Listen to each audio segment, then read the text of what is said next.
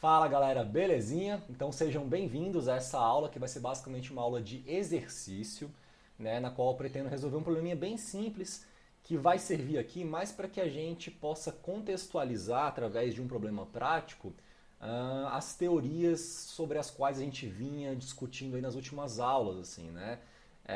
A gente na última aula, nas últimas aulas, estava discutindo essa questão da forma funcional da solução das equações de Prandtl, que são basicamente as equações do movimento para um fluido não isotérmico que escoa sobre uma superfície aquecida ou resfriada, já particularizadas para essa região nas proximidades da parede, nas vizinhanças de um contorno sólido.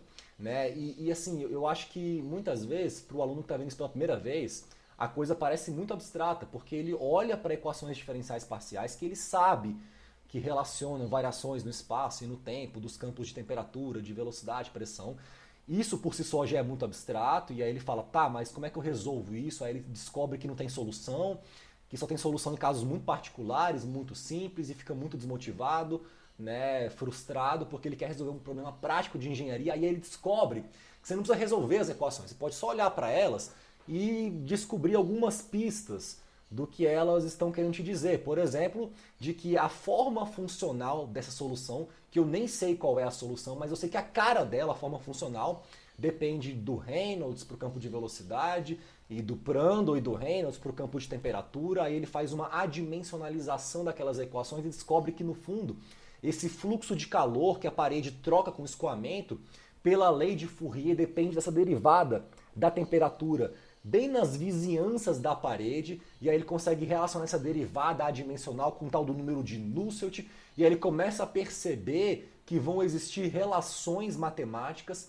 entre grupos adimensionais significativos, como Nusselt, Reynolds e Prandtl, e que dentro desses números vão estar embutidas grandezas físicas fundamentais, como, por exemplo, uma velocidade, características do escoamento, a viscosidade do fluido, o coeficiente de transferência de calor por convecção, o H. Então ele fica sabendo que existe um lugar onde ele pode encontrar o H para cada geometria ali, e que a forma com a qual a gente esconde esse H dentro de um parâmetro adimensional é justificada por uma análise funcional das equações do movimento. Eu, particularmente, acho fundamental contar essa história inteira para o aluno de engenharia, mesmo que ele esteja focado só na aplicação prática. Porque se tem uma coisa que eu acho que é muito desconfortável, assim, quando você está aprendendo um assunto, é quando alguém fala assim, confia em mim que é isso daí. Isso daí é horrível, assim, né? Eu me sentia péssimo quando eu era aluno de engenharia e tinha que acreditar no professor.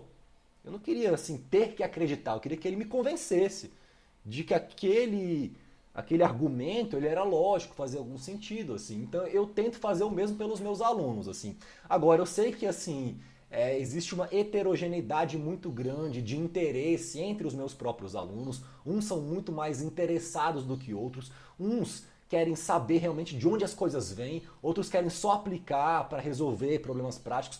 E os dois têm o seu valor, assim, né? Eu não estou aqui fazendo um juízo de valor, mas eu tenho que tentar atender a maior parte dos meus alunos. Então até agora eu vinha muito focado na questão teórica, conceitual, e agora eu acho que seria um momento interessante de resolver exercício, problema, para a gente ver como que essas questões aparecem na prática. Então, essa vai ser uma aula que eu vou resolver basicamente um exercício, mas eu quero assim, destrinchar esse exercício. Ele é muito simples, mas eu quero pegar ele e esmiuçar os detalhes assim da física envolvida, para que vocês entendam como essa teoria que a gente vinha construindo vai se amarrar, né, com a solução operacional de um problema prático de engenharia. Então vamos lá resolver aqui um exercício para a gente brincar um pouquinho, tá?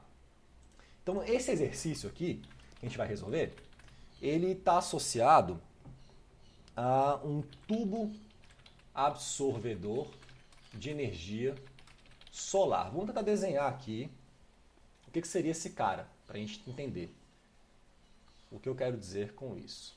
Então aqui eu vou fazer um desenho que eu tenho um pouco de dificuldade. Sempre que eu tenho que desenhar um círculo é difícil para mim. Tá vendo? Sai isso daí, uma coisa totalmente horrível. Mas enfim, eu não vou perder muito tempo não. Isso aqui é um tubo. eu estou vendo assim, uma vista tipo, da seção transversal desse cara. E aí, esse aqui seria o meu tubo absorvedor. Ele vai absorver energia. E esse cara vai estar tipo, preso. Caralho, é muito difícil desenhar, velho. Tá ótimo isso aqui. Numa estrutura que parece uma antena parabólica, assim, que vai captar os raios de sol. Então os raios de sol vão chegar, vão bater aqui, radiação, e vão ser refletidos para esquentar esse cara. Então vai estar batendo aqui radiação. E pela geometria dessa parábola aí, sei lá, que está embaixo do tubo, ele vai direcionar essa intensidade solar para aquecer o tubo. Isso aqui seria o que a gente chama de concentrador solar, tá? Esse cara aqui. É um concentrador solar. Perfeito. Uma informação que eu vou te dar a respeito disso daqui é a seguinte. Esse tipo de arranjo, deixa eu colocar aqui com uma letrinha menor. Esse arranjo, ele fornece uma condição de contorno na superfície do tubo aproximadamente de fluxo constante. Isso já é um dado muito importante, tá? Para problemas assim térmicos que envolvam interação de um fluido com uma certa estrutura, seja, sei lá, um fluido que escoa sobre uma placa plana, que é um modelo conceitual de um escoamento, por exemplo, sobre a asa de um avião, sobre a superfície de um carro, ou coisa do tipo, seja para um fluido que escoa dentro de um tubo, transportando, sei lá, petróleo, a condição de contorno na superfície, por uma perspectiva térmica, pode ser tanto de uma temperatura ali especificada, uma placa que está a 50 graus e recebe um fluxo, sei lá, 20 graus, ou de fluxo de calor especificado. Às vezes eu não sei a temperatura da superfície, mas sei o fluxo que ela emite para o fluido. Então eu posso ter uma condição de contorno de tantos watts por metro quadrado na superfície. São as duas possibilidades principais de você especificar uma condição de contorno térmica para um problema que envolva interação fluido-estrutura. Então, nesse caso do sol bater no tubo, a condição aproximada ali de contorno na superfície do tubo é de fluxo constante. Isso aqui é muito, muito importante. Então aqui eu vou fazer um desenho do que seria a vista lateral desse meu tubo que está sujeito a um escoamento. Então eu teria esse cara aqui, ó. Vou um pouco mais para baixo.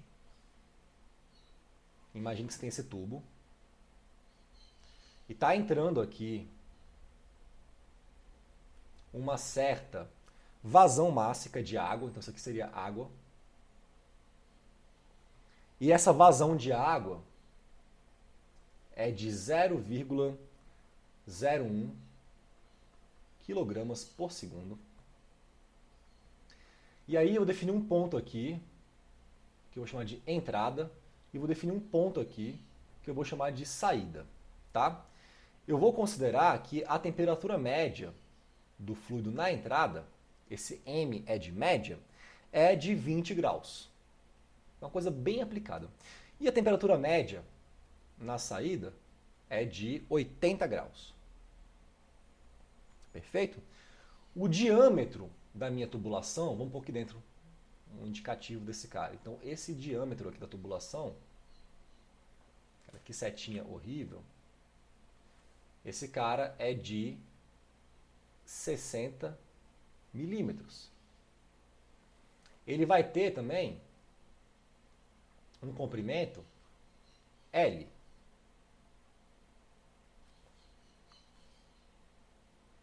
Então eu tenho a vazão mássica, eu tenho a temperatura média na entrada, eu tenho a temperatura média na saída, e eu vou assumir aqui que esse cara está recebendo um fluxo de calor nas paredes, que eu vou representar tipo, por essas setinhas aqui horríveis que eu estou desenhando aqui agora, e que esse fluxo de calor na superfície, devido a essa concentração dos raios de sol, vai ser de 2.000 watts por metro quadrado. Beleza? Esses são os dados. Veja, dados assim, razoavelmente simples de você obter. Né? Temperatura média, então você mexe lá um termopar e mede. Né? Na saída também, o tamanho do tubo, a vazão mássica, esse fluxo. Tô te dando dados assim meio que fáceis de serem obtidos. Não te dei aqui, por exemplo, o H. Não falei do H. O H sempre é o cara que vai te complicar a vida, tá, velho? Em convecção. O H é o cara que você... Putz, como é que eu descubro o H? E aí vai começar uma saga para descobrir o H, né? A saga em torno do H. E aí essa saga ela vai ser realizada nessa questão, mas para que vocês entendam aonde eu vou precisar usar o H, eu tenho que formular uma pergunta. Né? Então eu tenho duas perguntas aqui.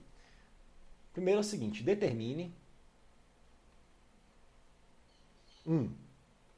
o L, que comprimento é esse que eu tenho que ter, para esse cara entrar a 20, sair a 80, transportando uma vazão mássica de 10 gramas por segundo, 0,01 quilos, e recebendo um fluxo de 2.000 watts por metro quadrado na superfície. Qual que tem que ser esse comprimento para esse cara sair lá a 80 graus?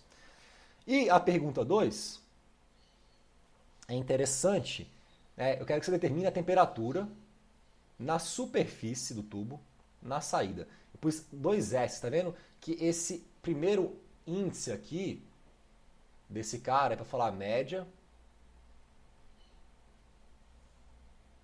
Esse segundo índice é para falar se é entrada ou saída. E nesse cara aqui, o primeiro índice aqui, S, é para falar de superfície. Então, curte só. Só por essa pergunta, você já vai inferir que a temperatura média numa seção de saída é diferente da temperatura da superfície. Ou seja, existe uma variação espacial de temperatura dentro do tubo na seção transversal da saída. Quando eu peço para você determinar a temperatura da superfície na saída, né, é porque ela não é igual à temperatura média na saída.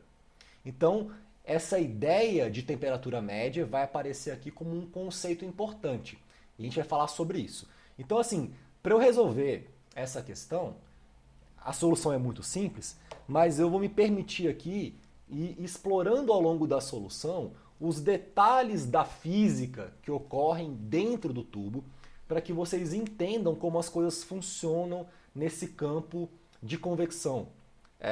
Esse exercício, para mim, ele é mais importante no sentido de fornecer uma compreensão pedagógica de como a gente costuma abordar problemas de convecção.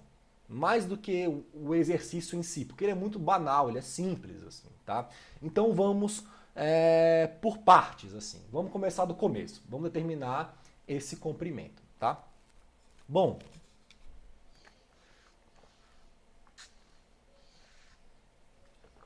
para determinar esse comprimento, eu vou recorrer aqui simplesmente a um balanço bem simples de energia. Então eu vou só organizar um pouquinho meu quadro, que ele está meio bagunçado. Deixar esse cara aqui um pouco menor e um pouco aqui mais para cima, para que eu possa, ou melhor, vamos pôr esse cara aqui, vamos circular ele, para ficar bem assim destacado que isso aqui de fato é o meu enunciado, é o que eu preciso resolver. E aí eu vou agora meter uma linha aqui horizontal para começar a resolver. Então aqui eu vou escrever solução aqui embaixo. Então, solução. Vamos começar do começo. Primeira coisa que a gente tem que resolver é essa estimativa do comprimento L. Isso vai ser feito, pessoal, através de um balanço de energia, tá? Então, o balanço de energia, ele vai estabelecer aqui o seguinte, que Q, isso aqui seria a taxa de calor trocado entre o fluido e a parede. Essa taxa ela vai ser, no fundo, esse fluxo vezes a área superficial, essa área da casca do tubo, que é a área vinculada à interação da superfície com o fluido. Então, essa taxa de troca de calor, esse Q, ele vai ser igual a um M ponto CP delta T. É o famoso Q macete. Tá? Sempre que você tiver um escoamento interno e você quiser calcular a quantidade de energia térmica trocada entre o fluido e a parede, numa certa seção, essa quantidade vai ser igual à variação de entalpia do fluido entre a entrada e a saída. Se você estuda um pouquinho de termodinâmica, você vai perceber que a variação de entalpia de um fluido que se movimenta num sistema aberto, ela está associada ao seu calor específico, à pressão constante, multiplicado por uma diferença de temperatura. Enquanto a variação de energia interna, que é diferente de entalpia, está associada ao calor específico, a volume constante. Então CP e CV tem a ver com entalpia e energia interna. Tá? Entalpia é uma coisa que aparece principalmente em sistemas abertos, que estão sujeitos a um trabalho de fluxo. Vocês não fizeram termodinâmica, né? Eu acho que não tem essa matéria para vocês, né? Tá. Então é isso. É uma matéria muito legal, termodinâmica, velho. Matéria linda, linda, linda. Fato é que o Kimacete resolve bem a sua vida se você estiver preocupado em computar taxa de troca de calor entre fluido e parede num contexto de um fluido que escoa num sistema aberto, simplesmente monitorando suas entradas e saídas. Então esse cara aqui, né? Só para a gente fazer uma análise também de unidades, já que a gente estava brincando muito sobre isso na última aula, para você ver as coisas acontecendo aqui, ó. Vazão mássica, eu gosto de fazer de vez em quando, assim, porque força os alunos a, de repente, tipo assim, adquirirem um sentimento, inclusive, mais profundo, assim, da veracidade daquelas equações. Decorar Kimacete é foda. Agora, quando você pega um Kimacete e prova que M ponto, CP, ΔT vai dar Watt, você fala, opa, eu estou mais convencido de que esse cara é uma taxa de troca de calor. Então, acho que é legal fazer isso, tá? Então, ó, M ponto é quilograma por segundo. Alguém sabe a unidade de calor específico ou não? Não precisa saber, mas assim, tentem estar cada vez mais ao longo da graduação de vocês atentos às unidades das coisas, tá? Assim, saber as unidades das coisas tem um potencial gigantesco de conexão de conceitos, assim.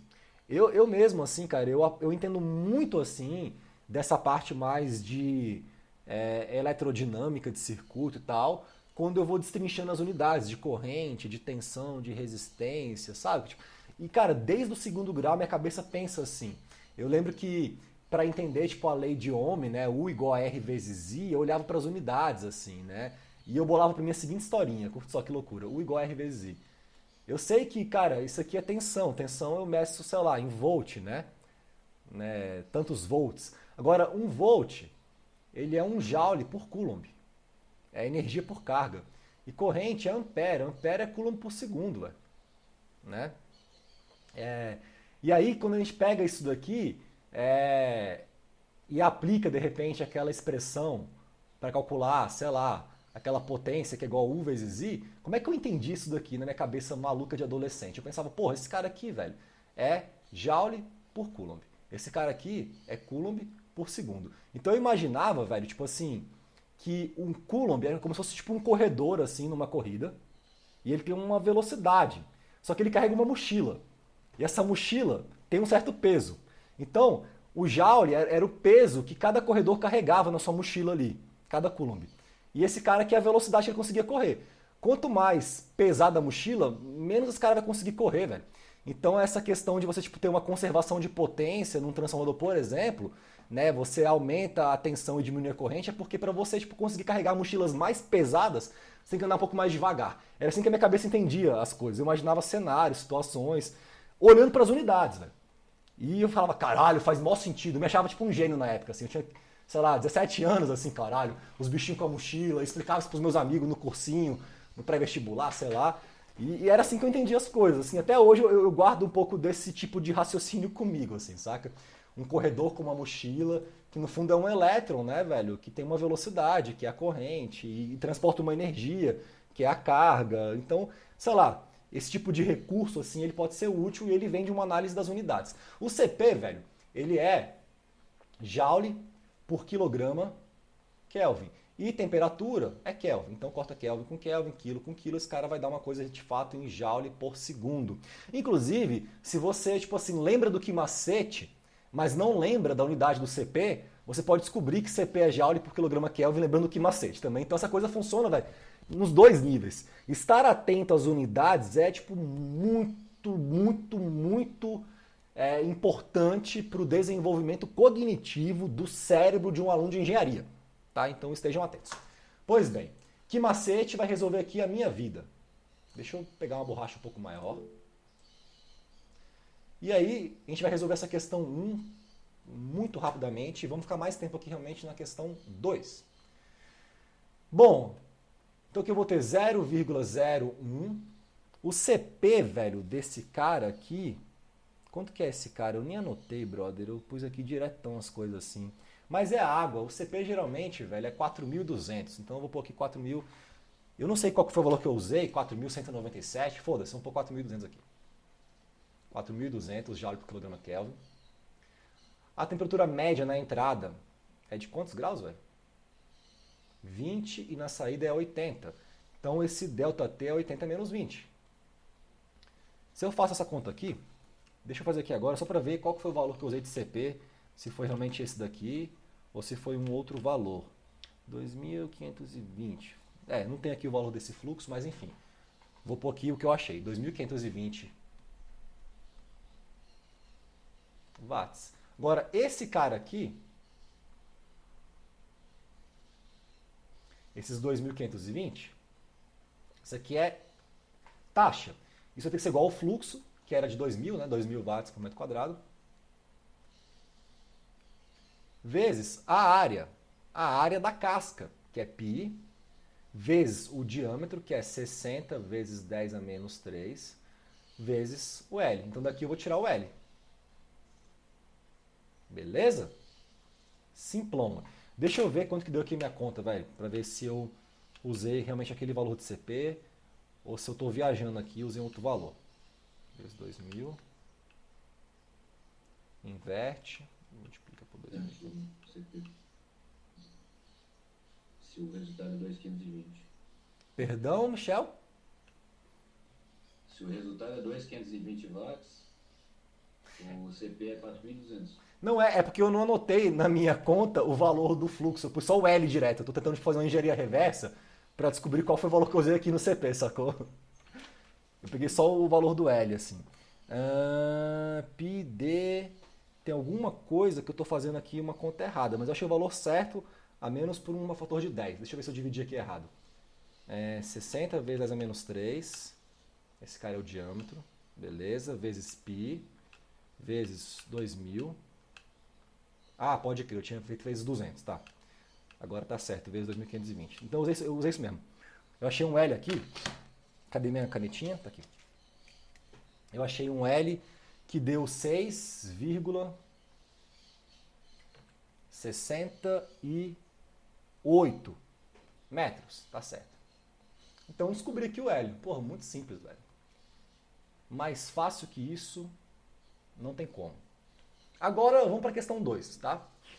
Então tem um tubo mais ou menos 7 metros de tubo, para esse cara poder variar de 20 a 80 graus, recebendo essa quantidade de intensidade de radiação solar nas paredes, escoando com essa vazão mássica. Né? Aqui fica muito fácil você, tipo assim, inclusive fazer por exemplo, vamos supor que você precise fazer uma aplicação de engenharia na qual você tem que ter um controle muito preciso da temperatura de saída. Né? E aí você, sei lá, tem esse tubo absorvedor. É claro que ao longo de um dia, né, de sol, a intensidade da radiação vai variando, mas você poderia ter, sei lá, velho, algum tipo de dispositivo que, em função da intensidade da radiação solar, ajustasse a vazão mássica da água através de um registro, algum atuador assim, para garantir que na saída, para aquele comprimento, você vai sair a tantos graus.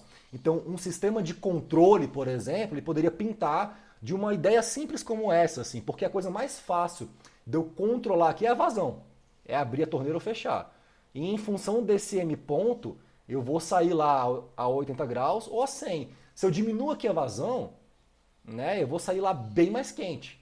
porque eu vou ter mais tempo para esse cara ir andando ali dentro e recebendo energia solar. Se eu quero que ele saia mais frio, eu aumento um pouquinho o registro. Então, eu posso regular nesse sentido, tá? Seria um exemplo de aplicação simples assim.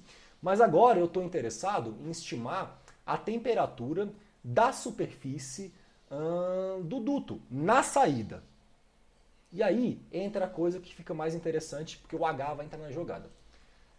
Eu vou aproveitar esse exercício para poder passar um pouco de teoria já contextualizada, tá? Então aqui fazer meio que um parênteses.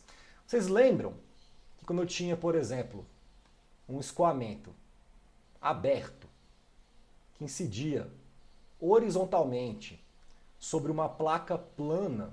Então imagina que eu tenho o meu flow, aqui eu tenho a minha placa plana, eu fiz já várias vezes essa figura, faço ela aqui de novo, não tem problema nenhum. Imagina que essa placa está a uma temperatura TS, esse cara aqui está a uma temperatura T infinito, suponha que TS é maior que T infinito, eu sei que vai rolar um fluxo de calor da placa para o escoamento, um fluxo na superfície, e esse cara aqui, nesse contexto, ele era quantificado pela lei do resfriamento de Newton.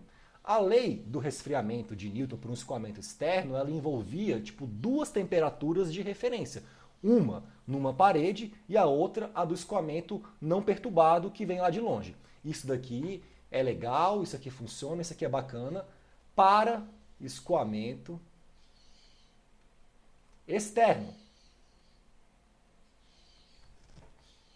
Agora, suponha que eu pego esse mesmo caso aqui,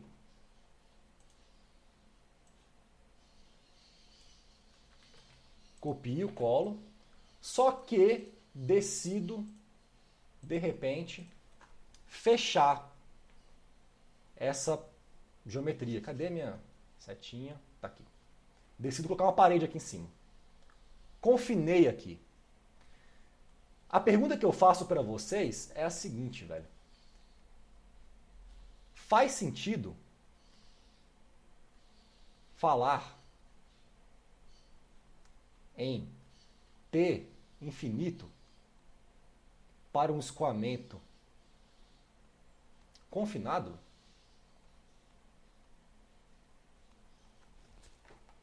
Porque para o escoamento externo está muito claro a ideia de que a temperatura do infinito ela é uma referência válida.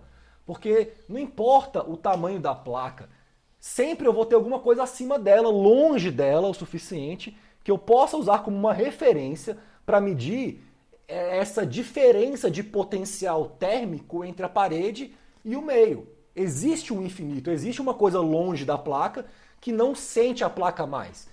Agora, para o escoamento confinado, existe alguma coisa dentro do tubo que não consegue sentir o tubo? Você entende assim que perde o sentido falar em T infinito para o escoamento tipo interno? Então eu teria que ter uma outra referência para eu usar de temperatura no lugar de T infinito, porque não tem infinito mais se eu confino todo mundo dentro de um mesmo espaço fechado. Tá? Então o que eu vou escrever aqui? Bom, ele pode até chegar e entrar até infinito, mas se eu estou lá longe, depois de 10 metros dentro do tubo, eu nem lembro mais que eu entrei até infinito. Aquela referência da entrada ela não é significativa para o escoamento como um todo dentro do tubo.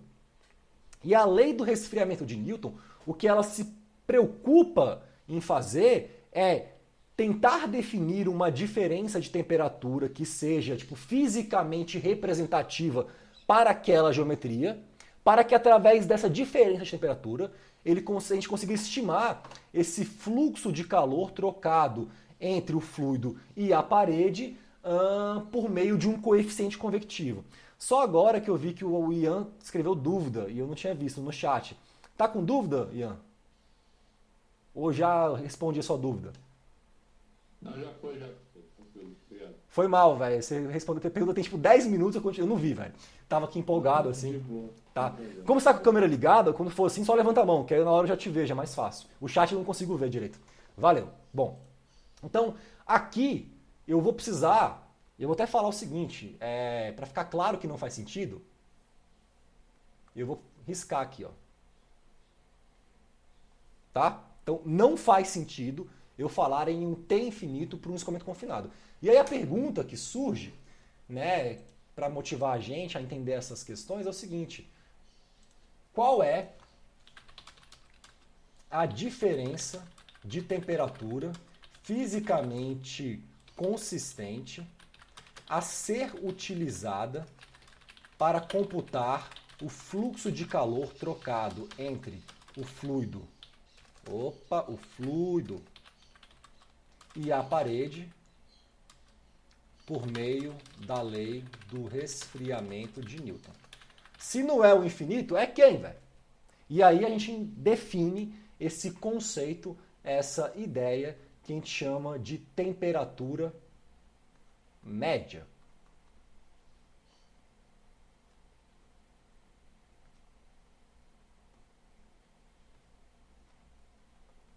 Vai ser a temperatura média a minha referência para a lei do resfriamento de Newton. Então, a lei do resfriamento para um escoamento interno ela é um pouco diferente, porque não tem mais infinito. Ela é o seguinte, ela vai falar que o meu fluxo de calor trocado entre o fluido e a parede vai ser um H, e o meu ΔT ele vai ser a temperatura da superfície menos a temperatura média. E aí é muito interessante que, para a condição de contorno prescrita de fluxo de calor constante na parede, para que eu consiga atender essa condição, manter um fluxo constante, veja, eu tenho que variar a temperatura da própria superfície da parede. Então, se eu tenho um escoamento interno, chega um fluido tranquilão e acabou de entrar num duto, e esse duto está sujeito a uma condição de fluxo na parede, as partículas fluidas, conforme escoam, elas vão recebendo essa energia térmica da parede, elas vão esquentando, elas vão mudando constantemente de temperatura, de tal sorte que a temperatura média ao longo do meu duto ela vai variando conforme o escoamento vai progredindo. E para eu manter esse fluxo constante na parede, a própria temperatura da superfície da parede também tem que variar ao longo do escoamento. Por isso eu te perguntei a temperatura da superfície na saída, porque ela é diferente da temperatura da superfície na entrada. Porque a temperatura da superfície ao longo do duto está variando para manter o fluxo constante. E faz sentido, porque veja só, fluxo de calor, pela lei de Fourier, não estaria associado, velho, a essa derivada da temperatura na parede, o dt dy, y igual a zero, lembra da condição de não escorregamento, né? O fluido ele está parado na parede, está estacionário ali. Então naquela primeira camada na parede de fluido parado, eu tenho um regime de condução ali, velho, o fluxo de calor é dt dy, em y igual a zero. Porra, se eu chego a 20 graus e encontro um tubo que me dá 2.000 watts por metro quadrado, o tempo inteiro, em todos os pontos, as partículas fluidas elas vão esquentando ao longo do duto. Constantemente. E aí, velho, se elas vão esquentando, as derivadas ali no início do duto, elas vão ser muito mais intensas do que no final. Porque acabou de chegar frio. Lá no final, tá todo mundo meio que quente já. Então cada vez eu tenho menos diferença ali para trocar com a parede. Existe uma variação nas derivadas da temperatura com relação a Y ao longo da parede. Mas o fluxo que chega é constante. Então a temperatura ali na superfície, ela tem que mudar para se adequar a esse aquecimento do fluido como um todo que vai andando ali dentro. Dá para visualizar isso fisicamente, galera?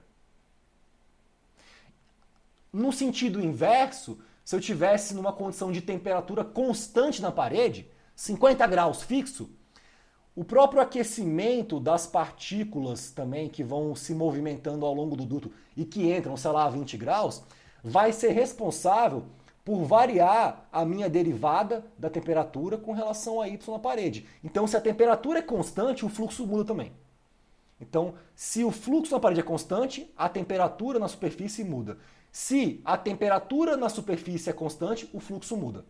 Não tem como esses dois caras serem constantes simultaneamente. Tá? Isso não é possível. Beleza? Ótimo. Agora, então, a pergunta que você poderia fazer é, beleza, então como é que eu estimo a temperatura média? Qual que é a definição de temperatura média, né? É uma pergunta razoável. Que porra é essa? E a temperatura média é basicamente uma temperatura na qual o meu fluido é capaz de transportar para aquela vazão máxima e aquela temperatura média a mesma quantidade de entalpia que ele transportaria se você simplesmente integrasse ali ao longo daquela área da seção transversal o perfil de temperatura e velocidade. Ou seja, em outras palavras, assim, a temperatura média ela se define da seguinte maneira.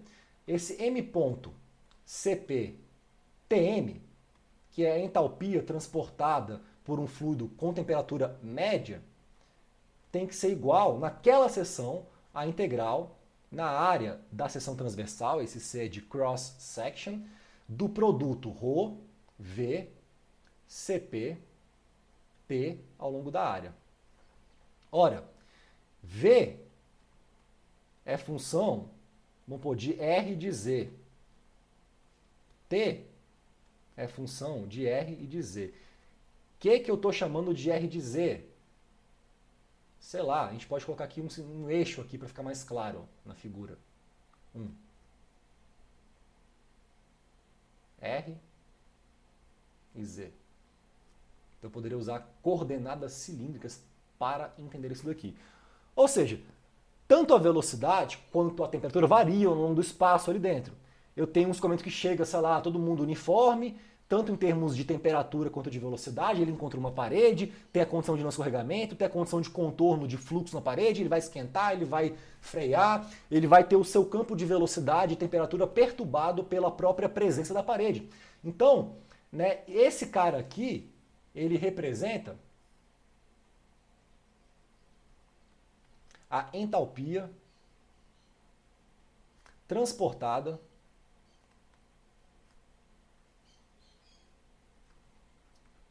pelo fluido num dado pedaço, vamos pôr assim, num dado pedaço do tubo. Quando eu falo pedaço, é como se já tivesse um corte na seção transversal. Isso daqui seria... Essa aqui é a taxa de entalpia, tá? Taxa. Isso aqui seria a taxa de entalpia.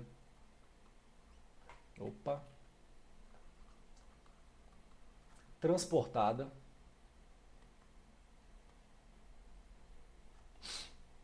por um fluido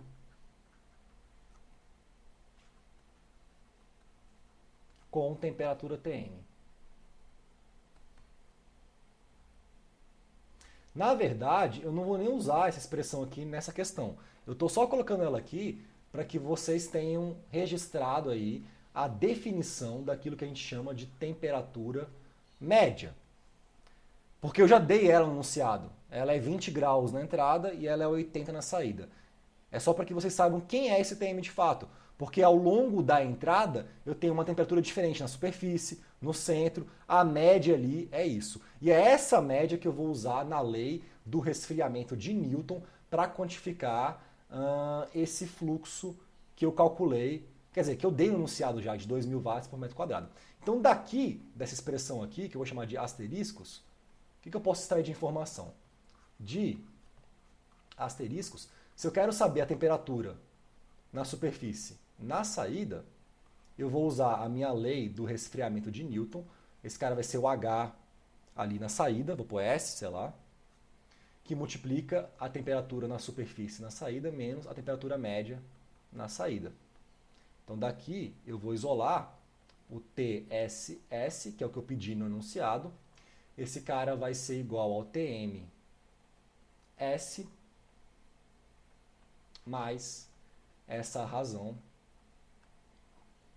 Q sobre H na saída. Então veja, esse cara aqui eu tenho, esse cara aqui eu tenho, e esse cara aqui eu não tenho. Então, novamente, eu recaio no problema de ter que descobrir o H. O H é sempre o cara, né? E aí, aqui que vai entrar o rolê interessante, pedagógico, né, dessa parte de solução de problemas que envolvam convecção de calor. Que é o seguinte: como que eu vou encontrar esse H? Essa é a pergunta-chave. O H, velho, ele é calculado para cada geometria em função de cada condição operacional do escoamento. Então, a primeira coisa que você tem que saber, assim, para poder buscar uma expressão para o H é qual é a geometria. Nesse caso é fácil, é tubo. Então, tubo, tá? Deixa eu até escrever o seguinte, velho. Eu vou tentar escrever na forma de lista, sabe? Que eu acho que é importante, tá? Então, vamos lá.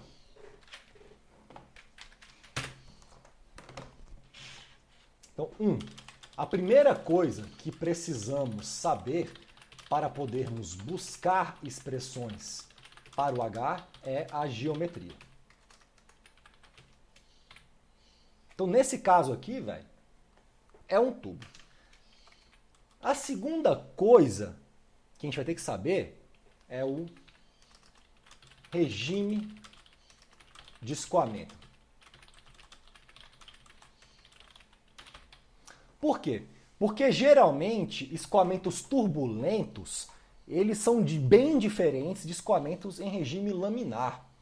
Tá? Se eu tenho um escoamento muito bem comportado, que escoa naquele padrão bem definido de lâminas de fluido que se movimentam paralelamente, sem essa interpenetração, sem mixing, que é o que acontece quando você acaba de ligar a torneira da pia numa vazão bem pequenininha, né, e está sendo aquele fluxo bem comportado, eu vou ter uma física. Se esse cara transiciona para um regime um pouco mais não linear, caótico, de escoamento, que a gente chama de turbulenta, eu vou ter uma outra física.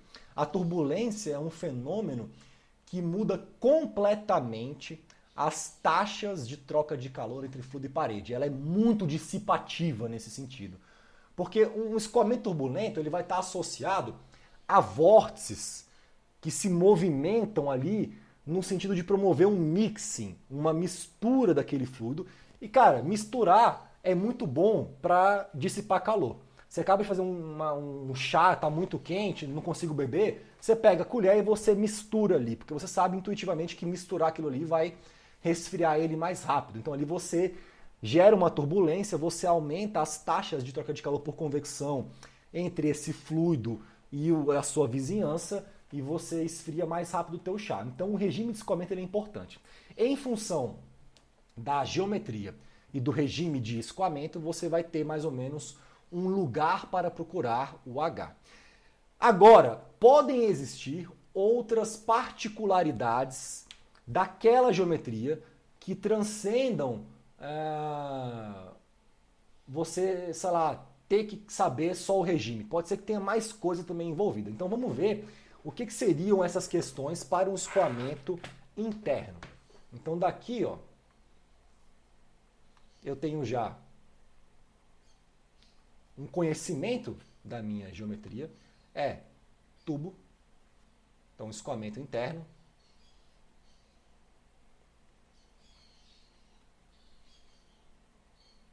Ah, tem uma outra coisa que é importante também, que eu não comentei. Foi mal. A segunda coisa não existe, né, brother? Eu tô meio analfabeto aqui. A terceira coisa que precisamos saber é a condição de contorno térmica na parede. Ou seja, fluxo ou temperatura. Então, por exemplo, para um tubo em escoamento laminar totalmente desenvolvido, se eu tiver com fluxo na parede é uma expressão, se eu tiver com temperatura é outra. Isso muda também o H. Tá? Então seriam as três coisas principais aqui. Então eu sei que eu tenho um escoamento interno, eu não sei ainda o regime de escoamento. Para eu saber o regime de escoamento, eu tenho que estimar o número de Reynolds. Então, esse cara vai ser um cara importante. Vamos puxar aqui. Para sabermos o regime de escoamento, precisamos estimar o número de Reynolds. O número de Reynolds é o parâmetro característico que vai determinar a transição de regime entre laminar e turbulento. Então, para o número de Reynolds baseado no diâmetro da tubulação, se eu tiver, por exemplo, um valor acima de 2.300, a gente convenciona que esse cara é turbulento. Abaixo ele seria laminar, né? Se é uma placa plana, esse valor já é outro. É 5 vezes 10 a quinta, em função da distância em relação ao início da placa. Então, para cada geometria, né, a gente vai ter um valor crítico do Reynolds que vai estabelecer uma transição entre regime laminar e turbulento. Isso é importante também de saber, né? E aí, uma vez que você mapeia, classifica o tipo de escoamento, a geometria, se é laminar, turbulento, você vai ter uma correlação apropriada para quantificar o H para aquele regime físico. Tá? Então vamos ver aqui, deixa eu pegar aqui o livro didático, o Micropera. Deixa eu ver se eu acho aqui. Livros, Micropera. Vamos pegar esse cara aqui e abrir com esse aplicativo que eu gosto mais. Agora, deixa eu colocar para cima. Estão vendo o Micropera aí, então, né? Direitinho, né? Tá. Então, veja. O capítulo 8 do Micropera é o capítulo de escoamento interno. Inclusive, eu quero usar esse exemplo para meio que ensinar para vocês como é que vocês vão pesquisar as coisas no Micropera, né? Saber se situar em relação a cada capítulo. Isso vai ser, inclusive, útil para vocês para o projeto que eu vou passar para vocês fazerem, né, da disciplina. Então vamos lá. Escoamento interno. E aí aqui o legal é que assim, para cada capítulo, se você observar aqui no Micropera, olha só, o capítulo 7 é escoamento externo, external flow. Agora, para escoamento externo, você vê que tem várias separações. Tem uma placa plana em escoamento paralelo, tem um cilindro em escoamento cruzado, tem uma esfera, que recebe também um escoamento, tem um escoamento em torno de bancos de tubo. Tudo isso são escoamentos externos. E aí, para cada tipo de geometria, ó, jatos colidentes, que batem na superfície, eu vou ter correlações específicas, por exemplo, para os jatos colidentes, em função do bico do jato, ou do arranjo, são tipo vários jatos, como eles estão espaçados, eu vou ter diferentes correlações para estimar aqui o H. Sempre Nusselt em função de Reynolds e Prandtl. E o H vem escondido aqui, para cada geometria, né? E aí, sei lá, eu tenho uma correlação desse tipo para jatos com um único bico retangular. Eu vou ter correlações para bancos de jatos com bicos redondos. Eu vou ter para um jato retangular e aí por aí vai. Essa parte aqui dos jatos, velho, todas as correlações são do mesmo cara, de um cara chamado Martin, que em 1977, ano de lançamento do Animals, do Pink Floyd, um grande disco, ele passou a vida dele estudando esse problema, talvez fazendo um doutorado, sei lá. Deve ter ficado aí 4 anos medindo jato, para vários bicos, e esse cara é o cara responsável por essas correlações. E por aí vai. E é assim que funciona o universo da convecção de calor. É avaliado geometria a geometria, problema a problema, correlação por correlação. Porque a gente não consegue uma coisa meio que geral, uma solução exata que valha para qualquer tipo de regime de convecção. Para escoamento interno, capítulo 8, você também vai ver aqui que existem várias questões, assim, escoamentos em canais pequenos, aí tem as suas particularidades para microescala, né? Escoamento laminar em tubos circulares. Depois eu tenho, sei lá, escoamentos turbulentos em tubos circulares. Depois eu tenho correlações de convecção para tubos não circulares ou anulares de tubos concêntricos, né? E aí vai mudando a geometria, se é um quadrado, enfim. Você percebe que aqui a questão de convecção ela é extremamente empírica, porque o problema ele é muito complicado do ponto de vista físico, tá? Então vamos focar aqui no nosso problema específico. Aonde eu vou encontrar, velho, a minha correlação de convecção para esse caso? Aonde ela vai estar? Se você começa a ler esse capítulo aqui, né, capítulo 8, e por isso é importante você, tipo assim, fazer uma leitura desses capítulos. Eu gravei, velho, 2 ou 3 aulas, acho que 3 aulas no meu canal só sobre escoamento interno, parte 1, parte 2, parte 3, em que eu vou ali destrinchando os detalhes da física de um escoamento dentro de um tubo, então vale a pena também assistir, caso tenha esse interesse. Mas se você vai dando uma lida assim, você vai perceber o seguinte, velho, que existe uma dinâmica muito particular desse escoamento. Ele entra aqui e primeiro vamos fazer uma análise da dinâmica não térmica, né, da parte puramente hidrodinâmica. Assim. Então, entra um escoamento com velocidade uniforme, U infinito, sei lá, e aí aqui, essa região de entrada, no qual você tem essa formação de uma camada limite, aqui para você tipo, entender mais fácil, imagina que esse cara, sei lá, velho, ele é um canal de placas paralelas. Mas tudo isso aqui vale também para um tubo, tá? É só porque fica mais fácil você visualizar nesse plano bidimensional do desenho. Então imagina, sei lá, um canal de placas paralelas, e quando esse cara entra aqui e percebe que tem uma parede em cima e uma parede embaixo, você começa a formar uma região aqui, que é a camada limite, na qual você tem esse escoamento sentindo os efeitos da parede. Nessa região você tem uma frenagem do fluido, porque tem parede, e ele para o fluido. Agora, bom, se você freia o fluido na parede, para que ele continue transportando a mesma quantidade de matéria que está entrando, que tem que sair, porque a massa se conserva, ele acaba sendo acelerado no centro, para compensar essa frenagem na parede. Já é uma coisa bem interessante você observar essa física, né? Então é como se estivesse rolando ali, tipo um squeezing. Eu estou espremendo o fluido, hipoteticamente, porque eu não estou fazendo isso na verdade. Então eu estou achatando e acelerando ele no centro. Esse core flow, esse flow no centro, ele vai sendo acelerado. Bom, existe uma região aqui, mais no começo do tubo, que a gente chama de região de entrada hidrodinâmica, que é essa região na qual essas camadas limites vão se desenvolvendo, até que chega um ponto que uma toca a outra. Não tem mais como isso continuar sendo desenvolvido. Daqui para frente, por incrível que pareça, os meus perfis de velocidade não mudam mais. Eu tenho o mesmo perfil de velocidade o tempo inteiro. Isso se eu estiver falando de escoamento laminar. Essa região, a partir da qual os perfis de velocidade não mudam mais, eu chamo de região de escoamento totalmente desenvolvido. E aí que é interessante, veja, eu vou ter correlações para computar o H na região de entrada diferentes daquelas para a região de escoamento desenvolvido. Já é uma particularidade de escoamento interno. Então veja, não é só saber qual é o Reynolds, qual é a geometria. Se for escoamento interno, eu tenho que saber se eu estou numa condição de escoamento em desenvolvimento, próximo da entrada do duto ou já desenvolvido, porque a física é totalmente diferente. Essa região de escoamento desenvolvido, a gente sabe tudo sobre ela. Essa região de entrada, a gente não sabe quase nada. É nesse nível a nossa ignorância, tá? Então, assim, as correlações de convecção elas vão ser bem diferentes em função do regime.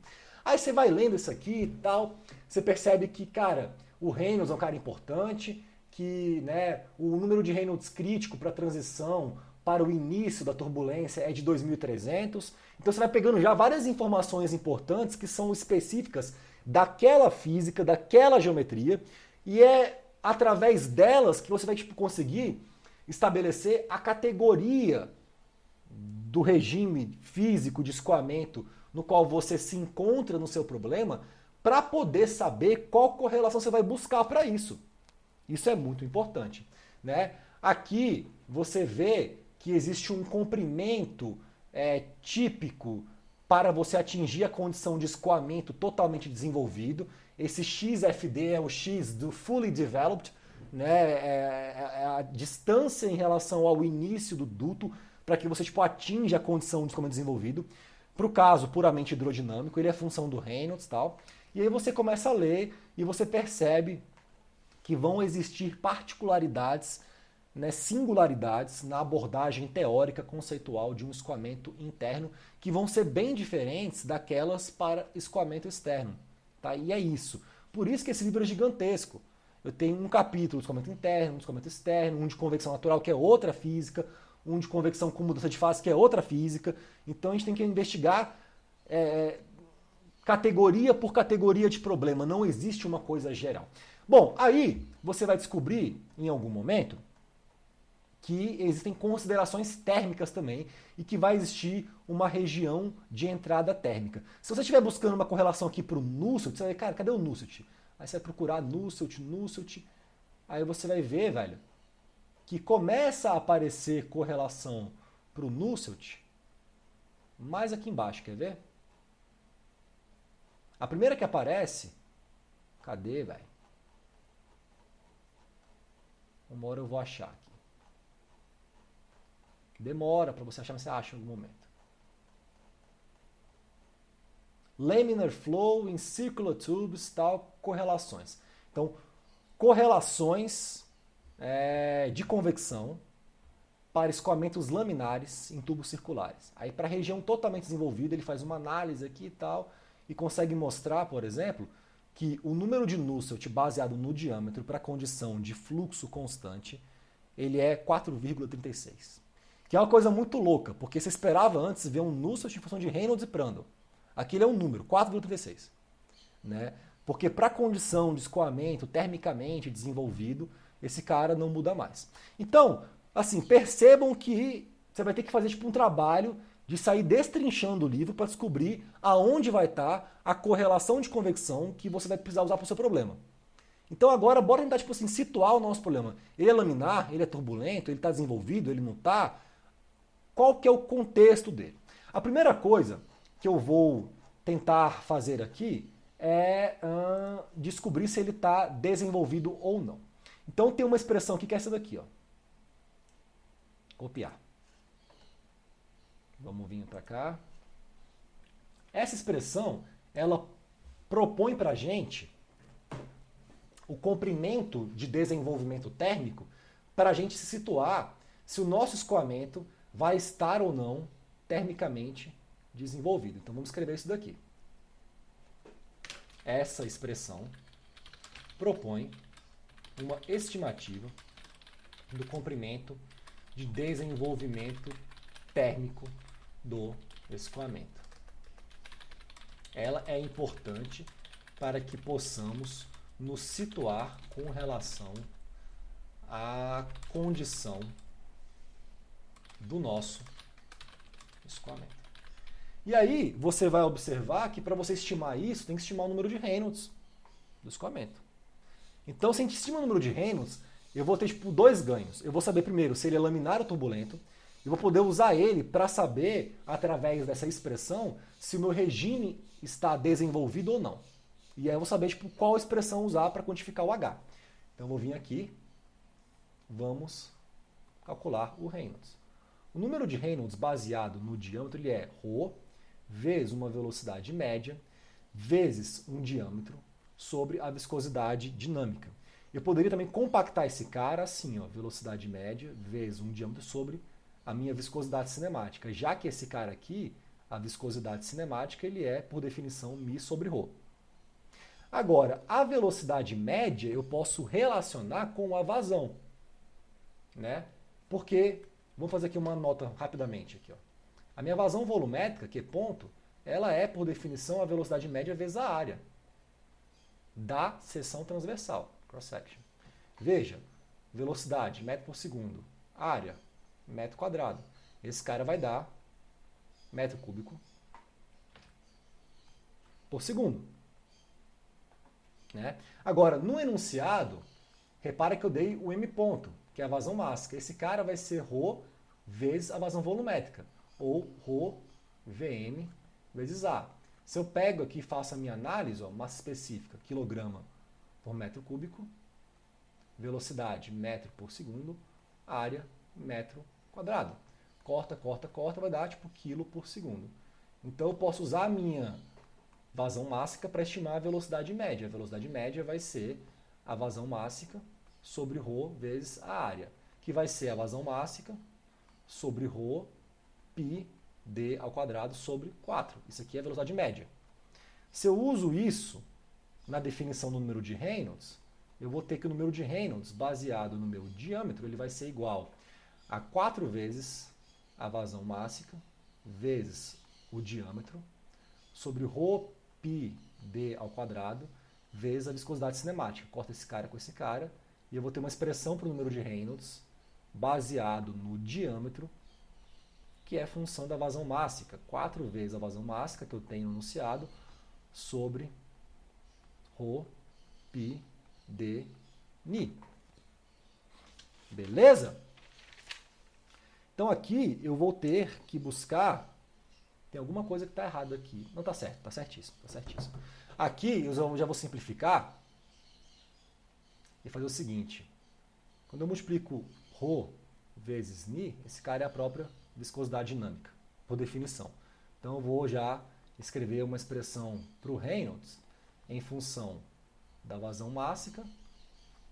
Aqui eu vou ter então π vezes o diâmetro vezes a viscosidade.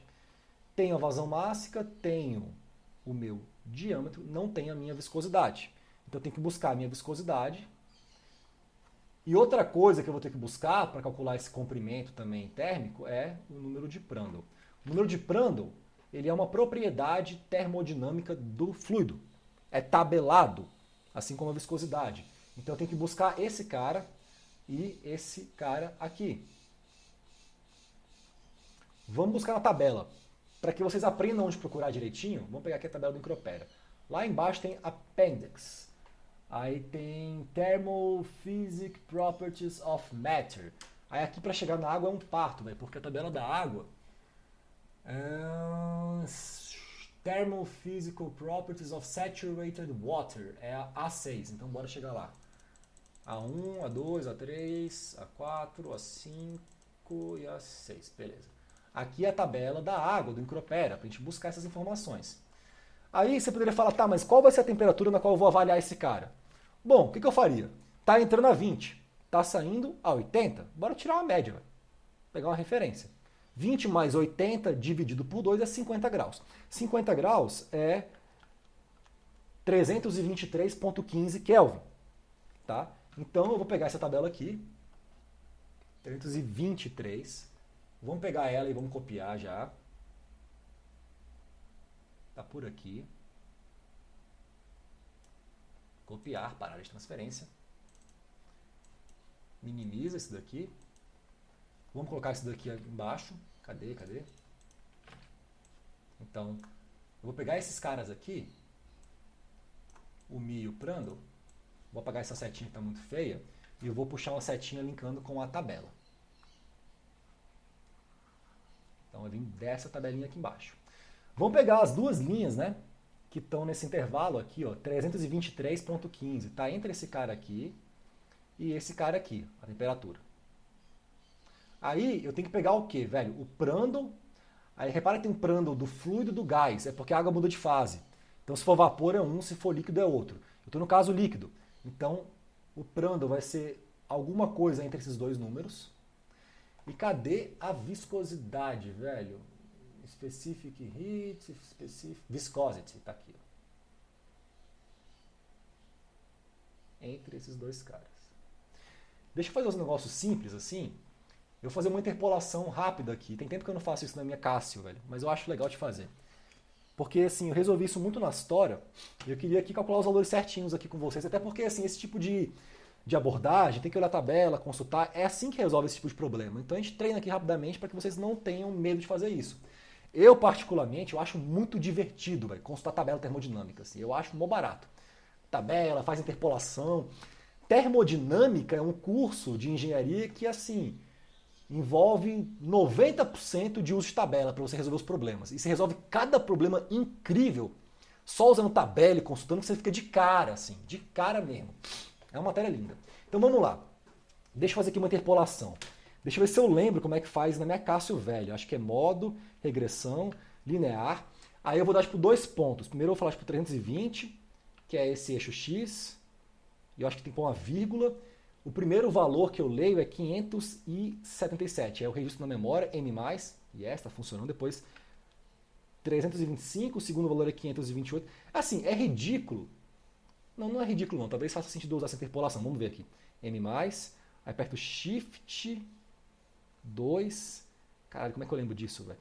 Assim, eu fiz tanto isso na minha vida, interpolar na Cássio, tabela termodinâmica, eu acho que eu nunca vou esquecer isso aqui, velho. Massa. Então, para viscosidade, não, tem uma coisa errada aqui, preenchi errado os valores. Só um segundo. Modo, regressão linear, 320,577. Agora sim, acho que eu tinha preenchido errado. 325,528. Top. Shift 2. Pá. Agora sim. Hoje está dando muito próximo, mas acho que é isso mesmo. Ah, não. Calma aí, tô fazendo besteira. Eu não falei qual é a minha temperatura, né? Tô aqui tirando uma ondinha, nunca vou esquecer, já tô esquecendo aqui já de novo. 320, 577, tá? 325,528, tá? Agora sim, é 323,5 eu falei, né? Shift 2. Agora sim. Tá, achei aqui uma viscosidade. Repara o seguinte, aqui a viscosidade, ela tá elevado vezes 10 a sexta. Então, assim, a minha viscosidade vezes 10 a sexta, que eu achei aqui interpolando na tabela, foi de 542,7. Vocês têm essa Cássio aqui, velho? Tem? Vocês sabem fazer interpolação nela, usando regressão linear? Vocês querem que eu ensine? Depois eu ensino pra vocês no final da aula, assim, tá? Eu tô gravando aqui. Isso aqui é útil pra caralho. Vocês sabem fazer, tipo, no HP, pelo menos, assim, vocês têm, sei lá. É bom saber fazer regressão linear, né? Você, tipo, dá esses 2 pontos pra esse cara e aí põe um ponto no meio do caminho e ele te fala o valor exato ali. Você faz rapidinho isso, tá? Então esse é o valor. E já vou também aqui aproveitar para fazer a minha regressão linear dos valores de Prandtl também. Então, para o Prandtl eu vou ter, primeiro valor 320, o primeiro ponto 3,77, gravo na memória, 325, o segundo ponto 3,42, gravo na memória, o nosso ponto é 323,5, quero saber o valor de Prandtl para aquele valor de x que está ali. Deu 3, beleza, velho, o Prandtl deu isso aqui, ó.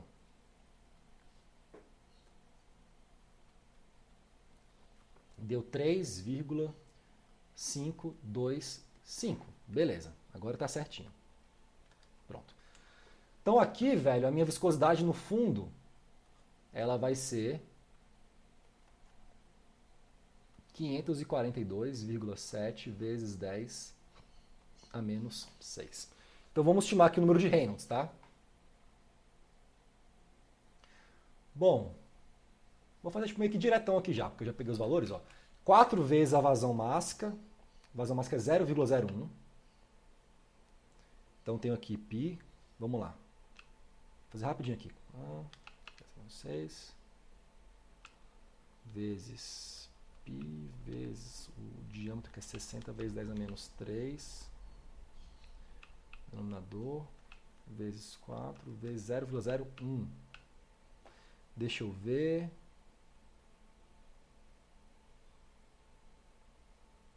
Tá, o D rapidinho, só ver uma coisa aqui. 4π vezes...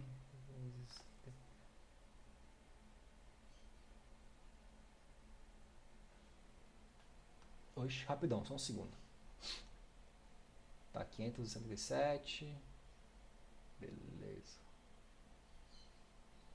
Eu estava usando um outro valor bem diferente da água, mas eu acho que tá certo isso que eu estou usando aqui mesmo. Tá mais preciso. Então vai ser esse valor que eu vou usar aqui mesmo. Só um segundinho. Tá. Então aqui eu achei... menos 6. Beleza. Vezes 0,06. Beleza. Vezes π. Beleza. Inverte. Vezes 4. Vezes 0,01. Achei um Reynolds. Que me deu... Cadê? Isso daqui, ó. Cadê minha caneta? Um pouquinho de verde.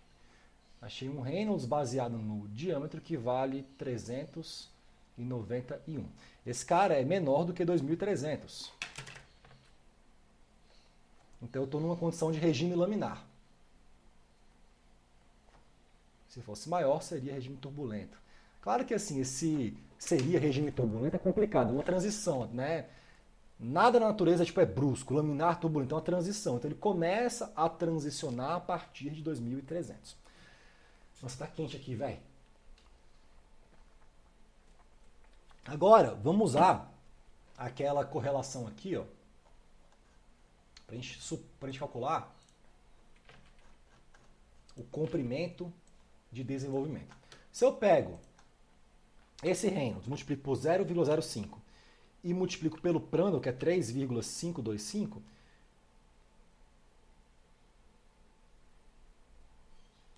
e multiplico depois pelo diâmetro, que é 0,06, eu vou ter aqui um comprimento de desenvolvimento x para que ele seja tipo, totalmente desenvolvido termicamente, que vai ser mais ou menos 4,13 metros. Como o meu tubo tem 6 e pouco, ele já desenvolveu. Então, o que a gente tem temos aqui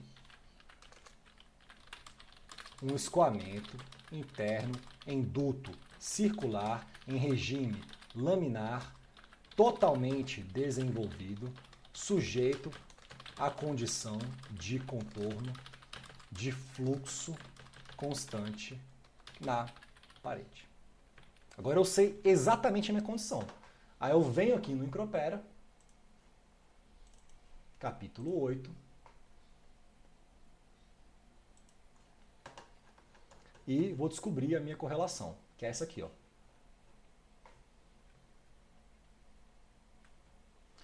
Circular tube, uniform surface heat flux, laminar fully developed conditions. É esse cara. Esse é o meu Nusselt. Aqui eu vou descobrir meu H, então. Então, para esse contexto, eu tenho... Cadê? Bom, agora, se você usa essa expressão aqui, pegando a condutividade térmica, vamos ver se a gente tem esse valor aqui, condutividade térmica aqui, ó, da água. Essa mesma tabelinha tem tudo, assim, thermal conductivity. Seria esses caras aqui. Alguma coisa nesse sentido, tá? Quanto que eu usei de K aqui? Nem sei, velho. Mas vamos pegar, fazer rapidamente uma interpolação linear. Vai dar alguma coisa muito próxima, né, de 645. Deixa eu ver, modo regressão linear. Então, 320 graus eu vou ter 640. 325 graus eu vou ter 645. 323,5 eu vou ter que valor? Vou ter uma condutividade, o meu K, se eu interpolo aqui, vamos tirar essa régua. Vem a régua, peraí. Meu K vale aqui 643,5 vezes 10 a menos 3. Então, usando esse K, eu vou ter que o meu H vezes o meu diâmetro sobre esse K, que é 0,6435. Esse cara vai valer 4,36. Daqui eu tiro um H, que vale 46. 46,76 watts por metro quadrado Kelvin. Aí com esse H eu posso pegar essa expressão aqui, ó, que é a lei do resfriamento de Newton. Agora eu tenho H ali no final.